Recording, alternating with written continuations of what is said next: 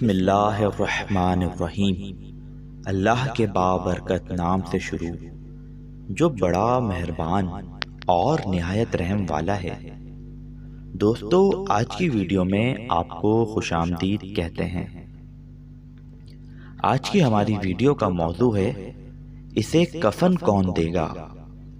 حضرت سیدنا ابو عبداللہ رحمۃ اللہ تعالی علیہ ایک مسجد میں مؤذن تھے۔ آپ رحمۃ اللہ تعالی علیہ فرماتے ہیں، میرا ایک نوجوان پڑوسی تھا، جیسے ہی میں اذان دیتا وہ فوراً مسجد میں آ جاتا اور ہر نماز میرے ساتھ با جماعت پڑھتا۔ نماز کے فوراً بعد جوتے پہنتا اور اپنے گھر کی طرف روانہ ہو جاتا۔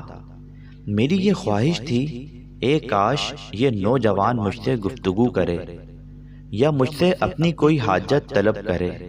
پھر ایک دن وہ نوجوان میرے پاس آیا اور کہنے لگا، اے ابو عبداللہ رحمۃ اللہ تعالی علیہ، کیا تم مجھے کچھ دیر کے لیے عاریۃً قرآن پاک دے سکتے ہو تاکہ میں تلاوت کر سکوں؟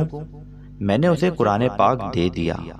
اس نے قرآن حکیم کو اپنے سینے سے لگایا اور کہنے لگا، آج ہمیں ضرور کوئی عظیم واقعہ پیش آنے والا ہے۔ یہ کہہ کر وہ نوجوان اپنے گھر کی طرف روانہ ہو گیا اور سارا دن مجھے نظر نہ آیا۔ میں نے مغرب کی اذان دی اور نماز پڑھی، لیکن وہ نوجوان نہ آیا۔ پھر عشاء کی نماز میں بھی وہ نہ آیا تو مجھے بڑی تشویش ہوئی۔ نماز کے فوراً بعد میں اس کے گھر کی طرف روانہ ہوا۔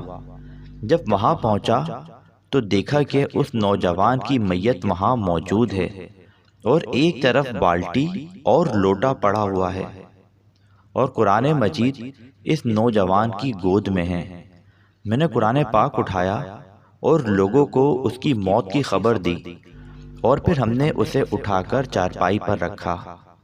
میں ساری رات یہ سوچتا رہا کہ اس کا کفن کس سے مانگوں، اسے کفن کون دے گا۔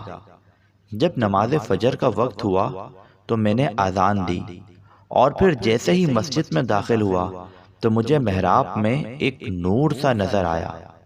جب وہاں پہنچا تو دیکھا کہ ایک کفن وہاں پڑا ہوا ہے۔ میں نے اسے اٹھایا اور اپنے گھر رکھ آیا اور اللہ رب العزت کا شکر ادا کیا کہ اس نے کفن کا مسئلہ حل فرما دیا۔ پھر میں نے نماز فجر پڑھنا شروع کی۔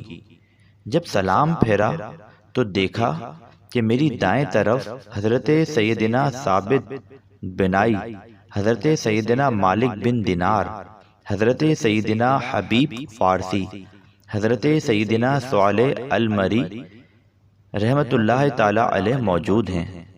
میں نے ان سے پوچھا، اے میرے بھائیوں، آج صبح صبح آپ لوگ یہاں کیسے تشریف لائے؟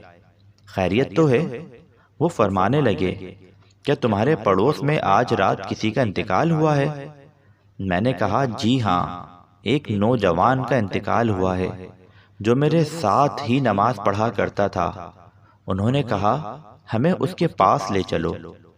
میں انہیں لے کر اس نوجوان کے گھر پہنچا تو حضرت سیدنا مالک بن دینار علیہ رحمۃ اللہ الغفار نے اس کے چہرے سے کپڑا ہٹایا اور اس کے سجدے والی جگہ کو بوسہ دینے لگے۔ پھر فرمایا، اے حجاج رحمت اللہ تعالی علیہ، میرے ماں باپ تجھ پر قربان، جہاں بھی تیرا حال لوگوں پر ظاہر ہوا تو نے اس جگہ کو چھوڑ دیا اور ایسی جگہ سکونت اختیار کر لی جہاں کوئی تجھے جاننے والا نہ تھا۔ اس کے بعد ان بزرگوں نے اس نوجوان کو غسل دینا شروع کیا۔ ان میں سے ہر ایک کے پاس ایک کفن تھا۔